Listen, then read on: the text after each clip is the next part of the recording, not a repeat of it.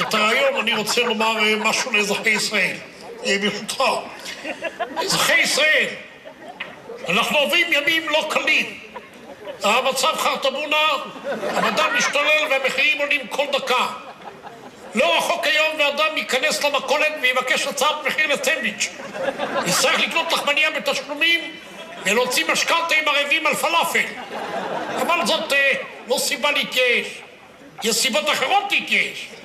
האופק המדיני הולך ומתרחק, אנחנו מוקפים אויבים שמתחמשים בנשק גרעיני, לפי הערכות שלנו, לאיראן ועיראק.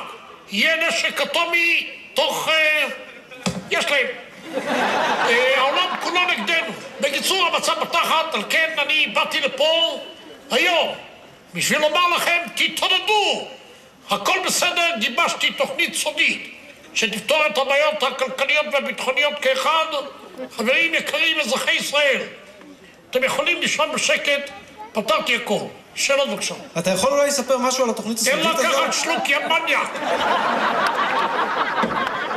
כן. אתה יכול לספר משהו על התוכנית הסודית שלך? אני כרגע אמרתי שהתוכנית היא סודית. מה עוד אתה יכול לספר עליה? שהיא סודית. והיא תביא לשלום בין ישראל לפלסטינאים? לא יכול להיכנס לזה כרגע. האם שמעון פרס... זה חסוי. האם האמריקאים יודעים... מידע מוגבל. עם מי גיבשת את... סוד כמוס לפרה ולסוס. לפרה אכלתי חמש. תוך כמה זמן אתה... לא אומר, מה תעשה לי? סלח לי, שומע אותי? סליחה, אדוני, יש משהו סודי שאתה כן יכול להגיד? בהחלט. תחזית מזג האוויר, מחר עלייה בטמפרטורות, הביל במישור החוף, לכל הדייגים, מגלי, אפשר לגליל. מר שרון, אתה מצפה מהעם להתעודד רק על סמך זה שאתה אומר שיש לך תוכנית סודית? לא רק על סמך זה, יש עוד דברים אחרים. מה למשל? אמרתי לך, זה סודי, זה סוד שלי, זה סוד שלי. רוצה להיכנס איתי לשחות בתוך הכוס?